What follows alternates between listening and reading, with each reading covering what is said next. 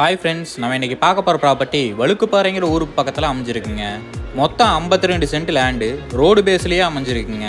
Pollachi main ரோட்லேருந்து 5 kilometre தொலைவில் இந்த லேண்ட் அமைஞ்சிருக்கு. லேண்டை சுற்றியும் வீடுங்க நிறையா இருக்குங்க.